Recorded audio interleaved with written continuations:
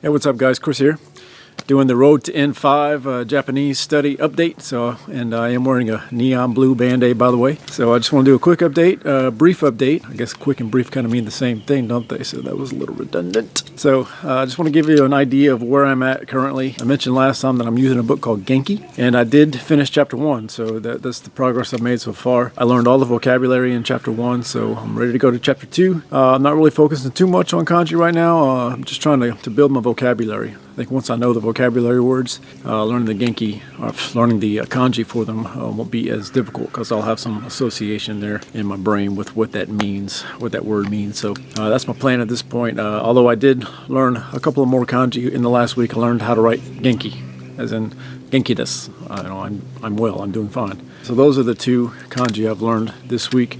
And I did say last week that I only know like 6 or 7 kanji. I mean, I know a few more than that just by looking at them. Obviously, the kanji for ichi, ni, san, which is 1, 2, 3, are very easy to recognize and to write. So those are 3 extras that I didn't really consider in the last video. So I want to go into a little bit more detail about what I'm actually using as far as apps and stuff to learn Japanese. Genki is just one resource that I'm using. This is really the only non-online resource that I'm using at this point. Let me kind of walk you through some of the apps I have on my phone that I'm using and some other things that I'm doing to try to learn Japanese.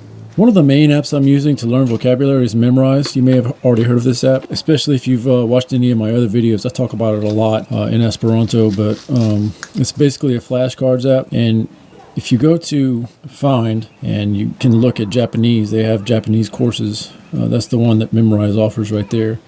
Or browse more courses. So you can see Memrise has 3 courses. And then you can get into the other courses that other people have created. So you see Learn Basic Japanese. You can see I've already started that one.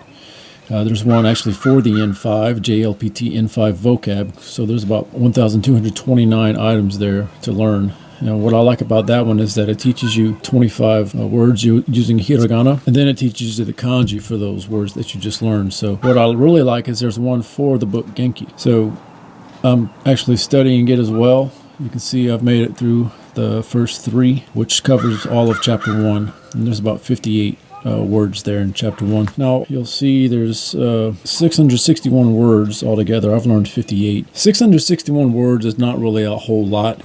You'll know some stuff, but you're not going to really... I'm just kind of basing my experience on Esperanto. When I was about 1,000 words in, I still felt like I couldn't really express myself too well. So, but you're going to learn some kanji in there in the book. And of course, there's a Genki 2, which I plan on getting after I finish Genki 1. So this is the main way I'm learning vocabulary at this point. And what I'm doing is going through the vocabulary first, learning all of it, and then going through the lesson so that as I'm doing the exercises, I'm not having to look words up. I can just kind of go from what I learned and memorize. The second one I'm using is a dictionary app, and on the iPhone it's just simply called Japanese. And you can see that on the bottom right of the icon is the word Nihongo in kanji for Japanese. It's a dictionary. You can type in, Nihongo. So then, of course, you can click on it, and it tells you what it means. Any form of the language you can type, romaji, hiragana, katakana, or kanji, and it'll pull up what the words mean. So you can see it breaks it up by which kanji are in the word. It gives you some example sentences, common compounds, and then you can also look at the kanji by themselves. So if I want to look at the one for go, it tells me how many strokes. I can type to see the order, and it'll kind of show me how to write it. So that's really cool. I like that. But there's also a study option. So if I go back here and click on study, so you see common words here. So click begin, and it'll pull a kanji up, and you have to try to guess it and figure out what it means. You guess it in your head, you push the button, and then you can see if you got it right. So that's kind of cool. So there's a study option. And another thing I like about this is, let's type in Genki. That's the kanji I learned this week. So it brings up Genki, and then if you look at the individual kanji, scroll all the way down to the bottom, it'll tell you what the radical is.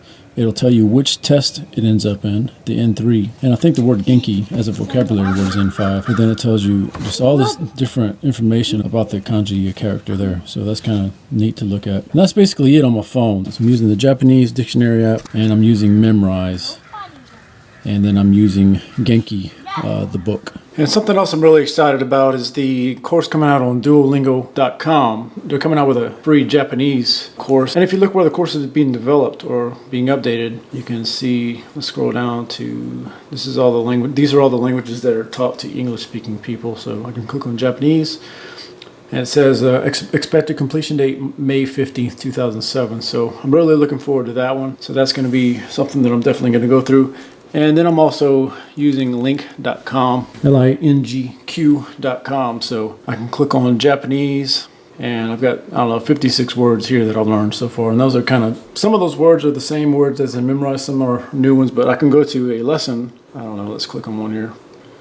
And then say you can open up a lesson, and there's all the blue words are words that you may not know yet. So you click on the word and you say what the definition is, and that becomes a link to that word. And then later you can review all of your links. もしかしたらアドレスを忘れてしまったんじゃないですか？そういうことはよくあります。あなたはどうして兄がメールを書かなくなったと思いますか？そんなことわかります。So you can listen to actual speakers of Japanese reading the actual text, so you can read along. There's a robot voice that's not as good.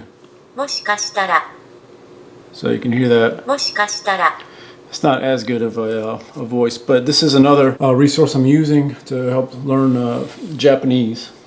So that's just an overview of how I'm doing it, so maybe that'll give you some ideas. Check that app out. It's a really good app, and Memrise is really good as well. Thanks for watching. I hope it was helpful and interesting. I'll see you later. Bye.